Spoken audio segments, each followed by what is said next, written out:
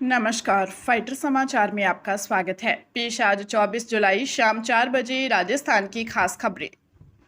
NEET paper leak और विरोध प्रदर्शन के बीच सरकार ने कड़े कदम उठाते हुए शिक्षा मंत्रालय के 2 बड़े अधिकारियों का तबादला कर दिया है और पेपर लीक के मामलों के लिए फास्ट ट्रैक कोर्ट गठित करने का निर्णय लिया है। पीएम नरेंद्र मोदी ने पेपर लीक पर कड़ी सजा का विधेयक तैयार करने के निर्देश दिए हैं, जिसके तहत दोषियों को 5 से 10 साल तक की सजा और जमानत न मिलने का प्रावधान होगा। इस बीच 26 दिन से अनशन पर बैठे सोनम वांगचुक ने प्रधानमंत्री की घोषणा के बाद गुरुवार देर रात केंद्रीय मंत्री जेपी नड्डा और डॉक्टर जितेंद्र सिंह की मौजूदगी में जूस पीकर अपना अनशन तोड़ दिया। सरकार के इन फैसलों और वांगचुक के अनशन समाप्त करने से आंदोलन को लेकर स्थिति में बदलाव आया है, जबकि जंतर मंतर पर छात्रों का प्रदर्शन जारी है। राजस्थान में पेपर लीक मामलों की जांच में आ रही देरी के मद्देनजर एसओजी ने सरकार को एक महत्वपूर्ण प्रस्ताव भेजा है। वर्तमान कानून के अनुसार पेपर लीक मामलों की जांच सिर्फ अतिरिक्त पुलिस अधीक्षक या उससे वरिष्ठ अधिकारी ही कर सकते हैं, लेकिन एसओजी में इन अधिकारियों की लगातार कमी बनी हुई है। इस वर्ष जनवरी से अब तक 12 एएसपी हटाए जा चुके हैं और 5 नए अधिकारियों की पोस्टिंग के बावजूद केवल एक ने ही ज्वाइन किया है, जिसके चलते वर्तमान में एसओजी के पास जांच के लिए केवल 9 अधिकारी ही उपलब्ध हैं। स्थिति की गंभीरता को देखते हुए एसओजी ने कानून में बदलाव करने की मांग की है, ताकि एएसपी के बजाय इंस्पेक्टर स्तर के अधिकारियों से भी जांच कराई जा सके। फिलहाल एसओजी ने 45 भर्तियों से जुड़े 180 मामलों की जांच चल रही है, जिनमें एसआई, रेट और वरिष्ठ अध्यापक भर्ती जैसे बड़े मामले शामिल हैं। केंद्र सरकार ने लोकसभा में स्पष्ट किया है कि तेल कंपनियों के प्रीमियम पेट्रोल में एथेनॉल नहीं मिलाया जाएगा।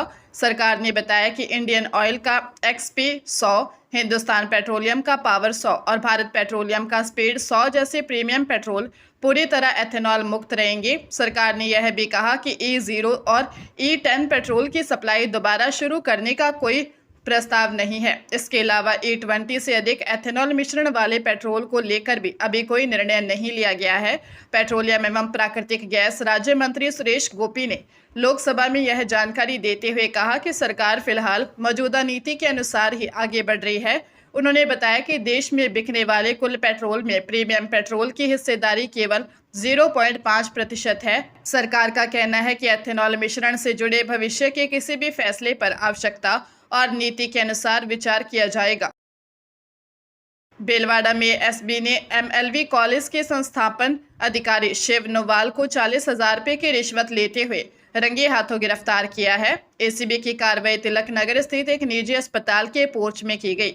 एसीबी के अनुसार परिवादी की फर्म को अप्रैल 2026 में कॉलेज में सुरक्षा गार्ड, कंप्यूटर ऑपरेटर और सफाई कर्मी उपलब्ध कराने का ठेका मिला था। निरीक्षण के दौरान कुछ सुरक्षा गार्ड अनुपस्थित मिलने के बाद ठेका निरस्त करने की प्रक्रिया शुरू हुई। आरोप है कि ठेका निरस्त नहीं करने और बिल संबंधी कार्य में परेशानी नहीं आने देने के बदले अधिकारी ने पहले 50,000 रुपये रिश्वत मांगी, बाद में 40,000 रुपये में सहमति बनी। शिकायत का सत्यापन करने के बाद एसीबी ने ट्रैप कार्रवाई कर आरोपी को गिरफ्तार कर लिया।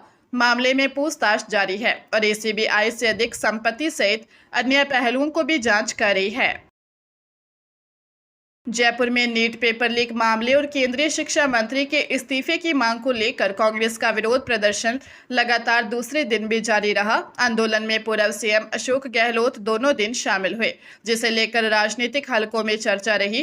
प्रदेश कांग्रेस अध्यक्ष गोविंद सिंह डोटासरा, नेता प्रतिपक्ष टीकाराम जूली और कई विधायक और पार्टी पदाधिकारी भी प्रदर्शन में मौजूद रहे। वे कुछ वरिष्ठ नेताओं की दोनों दिन अनुपस्थिति को लेकर संगठन के भीतर चर्चाएं तेज हो गई हैं।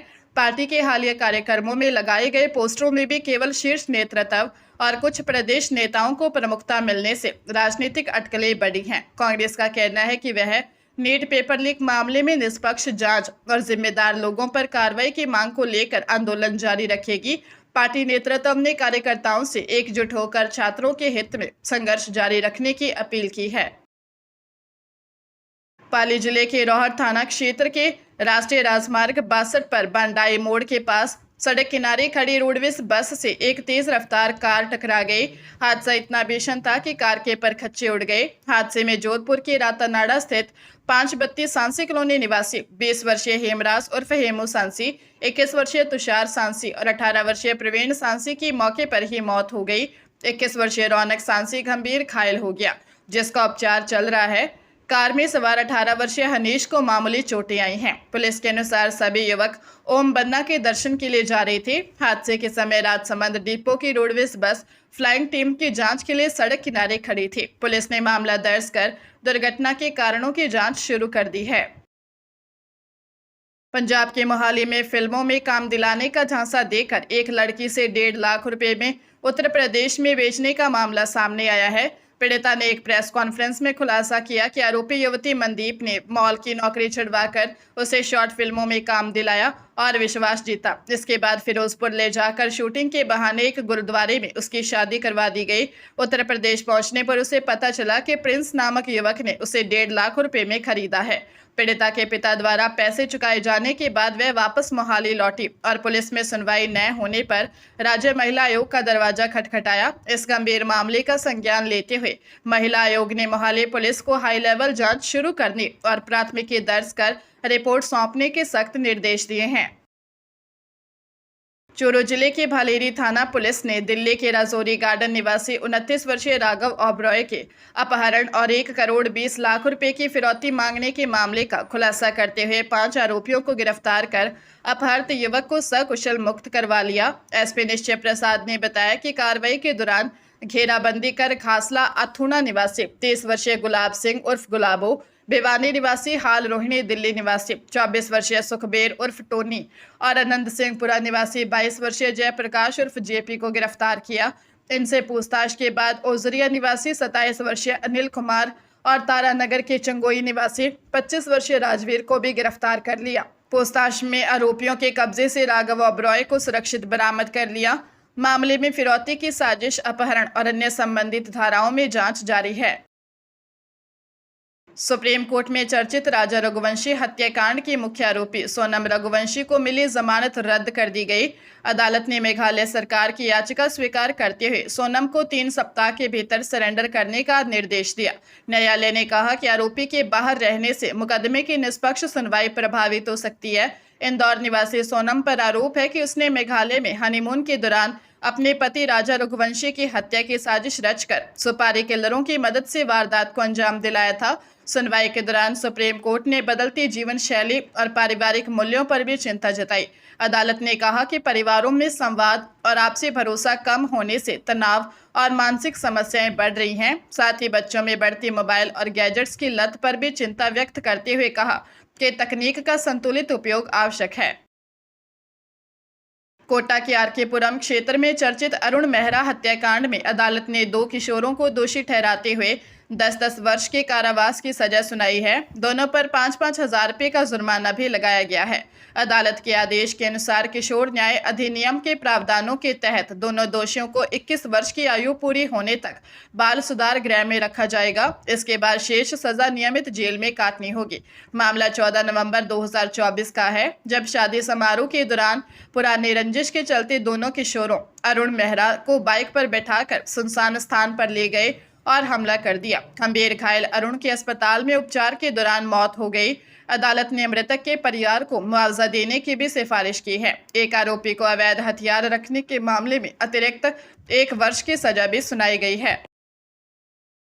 हरियाणा के यमुनानगर में प्लाईवुड कारोबारी सुमित कुमार गुप्ता के साथ सस्ते दाम पर कच्चा माल दिलाने का झांसा देकर 1 करोड़ 2 लाख रुपए से अधिक की ठगी का मामला सामने आया है। आरोपी रोहित कालड़ा ने दिसंबर 2023 से जून 2024 के बीच कुल 1 करोड़ 23 लाख रुपए से अधिक की राशि ली और माल उपलब्ध नहीं कराया। फरवरी 2025 में आरोपी ने लिखित में बकाया राशि स्वीकार की, लेकिन भुगतान करने से मुकर गया। इसके बाद वह ग्रेटर नोएडा वेस्ट में शोरूम चलाने लगा और मांगने पर हरियाणा के बदमाशों से घर पर गोलियां चलवाने तथा जान से मारने की धमकी देने लगा। पीड़ित की शिकायत पर गांधीनगर थाना पुलिस ने आरोपी के खिलाफ धोखाधड़ी और आपराधिक धमकी की धाराओं के मामला दर्ज कर आगामी कानूनी कार्रवाई शुरू कर दी है।